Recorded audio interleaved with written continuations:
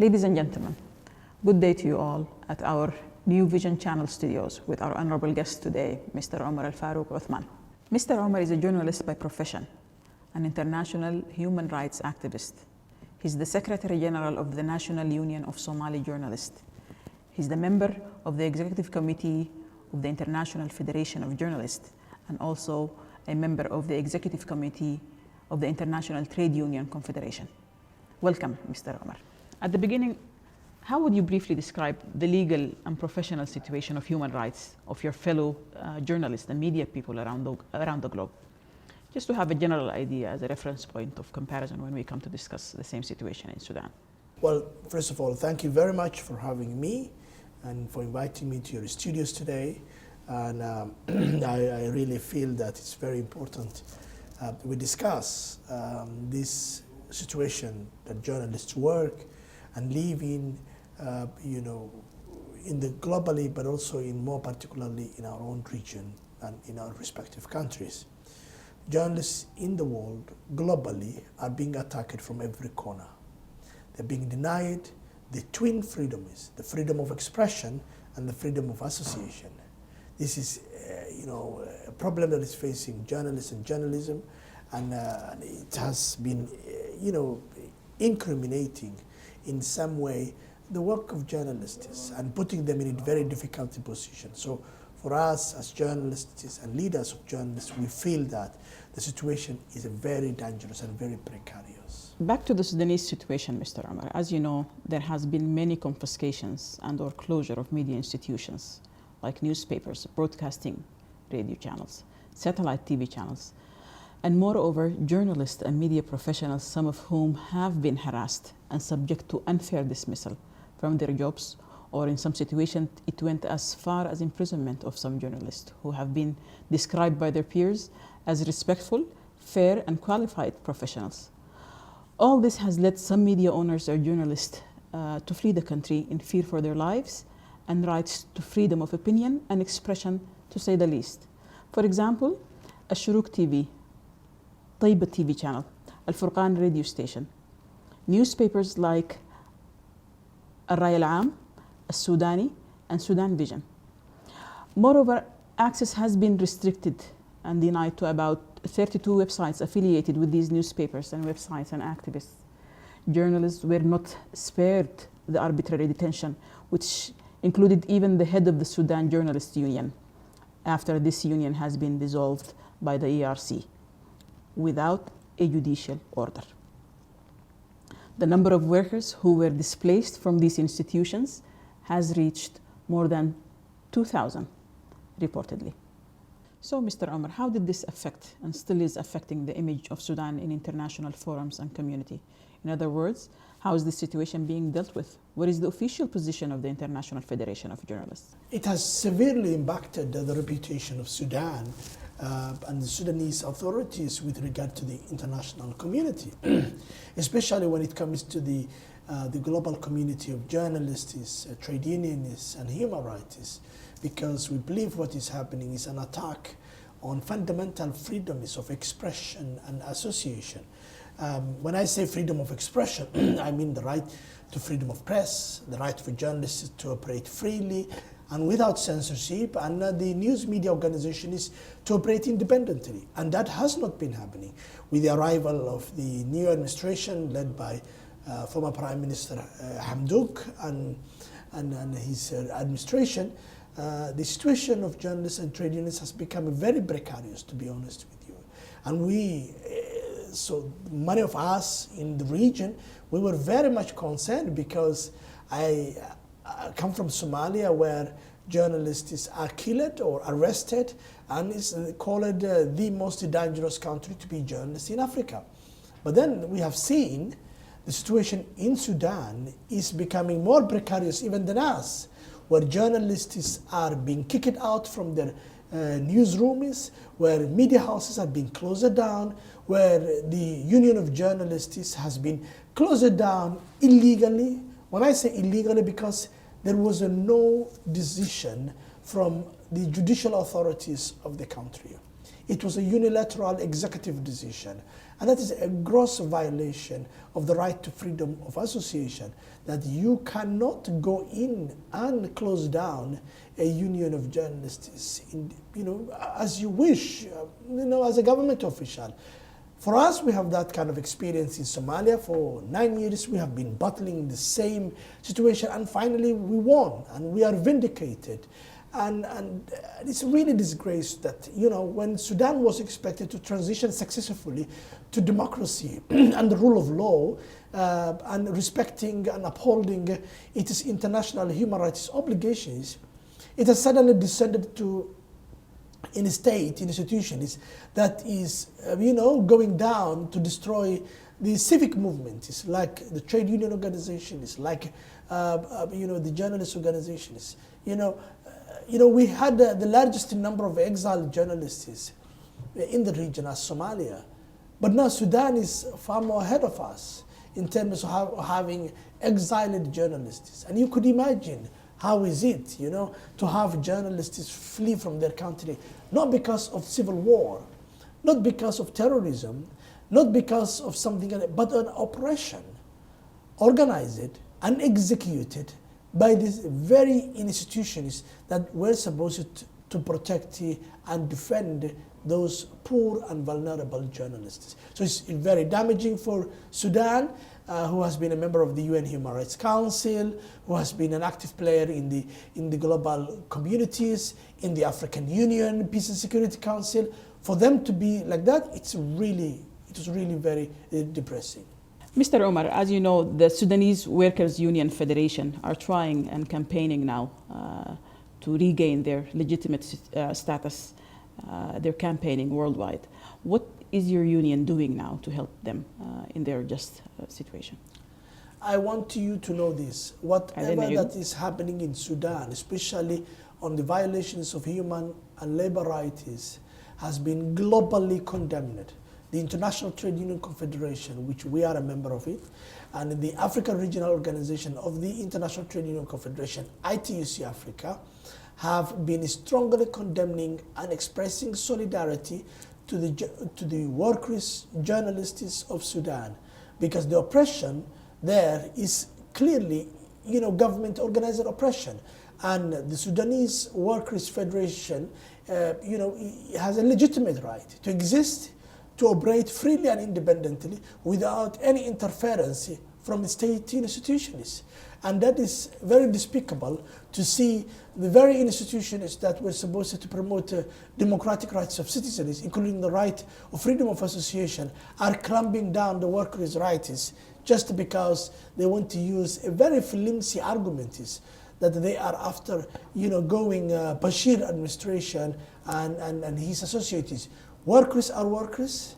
They are Sudanese.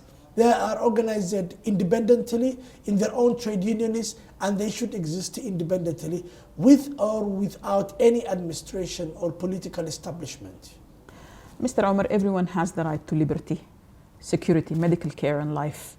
No one should be subject to arbitrary arrest or detention. Nonetheless, the authorities arrested 138 leaders of the former regime, including military, civilian, activists, and political leaders, men and women, without reading them their rights or explaining the legal reason for their arrest. Families of detainees for several years now have been demanding the public prosecution either to release or present them to fair and just trials.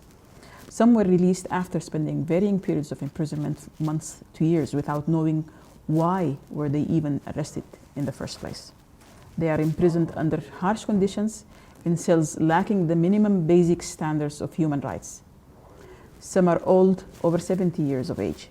One is suffering from a diabetic foot and had to cauterize his wound with a cigarette inside his cell when the authorities refused to offer him treatment. Some of them were affected by COVID-19 and deliberately not isolated from other inmates. One at least passed away due to the delayed response by authorities. One family learned of their imprisoned father's illness when they noticed he did not show up for his court session. A medical doctor even died with cancer after being denied hospital care. So within the last few days, Mr. Omar, a strong propaganda is being carried out by their families and others who believe in their cause, coinciding with the prisoners hunger strike for 1 week so far, hoping to achieve a breakthrough in their case. What is the message that you would like to send to the current Sudanese government or law institutions and personnel representing these political prisoners and their families? Well, the first of all is the Sudanese authorities need to know that they have an obligation to provide their citizens the right to fair hearing and fair trial. This is internationally accepted norms. The era for Africanists or African countries having a kangaroo courts or detaining indefinitely, inmates and denying them their basic rights is over. It's not going to be acceptable, and impunity is being tackled not only in Sudan, but also in Africa and globally. So Sudanese authorities need to fulfill their African and international human rights obligation, which is a fair trial, fair hearing, and they need to stop treating the prisoners in a manner that is inhumane, degrading, and very abusive because they have basic rights that they need to be protected. It is very worrisome to see that, no matter whatever view that you have about a prisoner, whatever you think about it, but first of all, he or she is a human being. And there are rights enshrined in the Universal Declaration of Human Rights. There are rights enshrined in the African Charter on Human and People's Rights. There are rights enshrined in the Constitution of Sudan. So the Sudanese government are obliged to respect those international legal frameworks and to protect those persons whose rights were deprived by the authorities. And they need to be treated with respect according to the laws of the land and the international human rights obligation. They need to get a fair hearing. They need to be treated with full respect, and they need to enjoy their rights. You cannot strip them of their, dignities and rights as they have been given by, by the constitution of the country. Because, it's like people are acting outside the laws. People wanted to use the laws in their hands and denying them the right to life, the right to healthy care, the right to be protected, the right to get, all sorts of health facilities, especially in this era that we live, which is in the era of pandemic. So this is a very critical time, and Sudanese authorities have absolutely an obligation to respect that. In the wake of the change that ended the 30-year-old regime of former President Omar al-Bashir on April 2019, the Transitional Military Council, TMC, which was formed after the change, engaged in negotiations with the Alliance of Freedom and Change Force, the AFCF, the main constituents of which being two ideological parties, the Sudanese Communist Party, CSP, and the Sudanese Ba'ath Party, which, by the way, has long-term and strong and loyal binding ties with the former Saddam's regime, the Iraqi Ba'ath Party, as well as with the Syrian Ba'ath Party.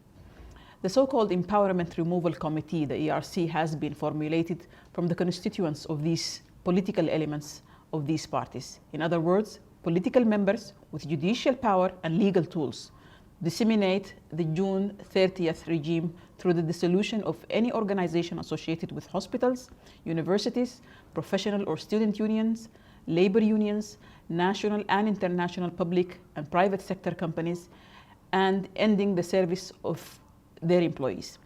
The ERC was also involved in a seemingly erratic behavior, but actually systematic organized sabotage through a sweeping campaign against the country's whole judicial system and institutions, bringing them down to full dysfunction through adopting suspension of some of the judicial bodies that are currently absent, like the High Judicial Council, the Public Prosecution Council, and the Constitutional Court.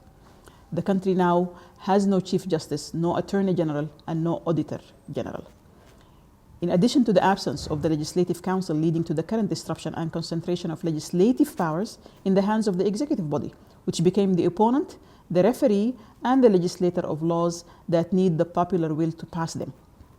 Meaning, the executive body became the legislator, the implementer, and even the observer of overseeing performance of its members and holding them accountable, representing a precedent that paved the way for serious violations to the provision of constitutional and human rights in Sudan, where it's impossible to provide basic guarantees of rights. Mr. Omar, what are your thoughts and opinions on this situation?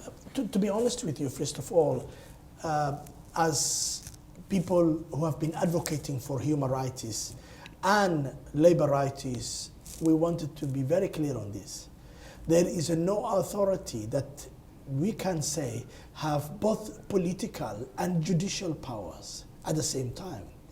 They are clearly politically organized committee. They have no judicial authorities. Where in the law of Sudan, the constitution of Sudan, that gives them the judicial powers? None. They are not courts. They do not have judicial authority to dissolve, disband, and disorganize movements like students' unions, like journalists' unions, like workers' unions, like other civic organizations. They do not have such a kind of right, but they are a political setup, a political committee created by politicians who have a clear intention in order to disorganize and confuse the situation, and that is what we see it. We believe that people who were saying, look, they are to recover public funds or combat corruption or empowerment, whatever, they are rather doing on the same thing of abuses that they were accusing with the regime of former President Omar al-Bashir, because they are committing same abuses, because they are doing excessive power abuses, they are violating constitutional rights of freedom of association, they are doing constitutional rights of citizens to come together, and express their own views. It's not a crime for citizens to come together in a civic movement to express their views on any particular administration. It's not a crime. But what we have seen is that those who were suspected of expressing a particular views were being witch hunted or targeted just because of the views they have expressed. And that is a clear violation of the right to freedom of opinion and freedom of speech. So for us, we believe that that committee should not have existed, should not have been established in the first place. It has no judicial powers. It's a political setup meant to execute a political agenda. And that is totally against the human rights values. Thank you very much, Mr. Omar Faruk. It's been an honor and pleasure to have you, sir. Ladies and gentlemen, thank you for watching. Good day to you all. It's my pleasure. Hope to see you again. Thank you for having me.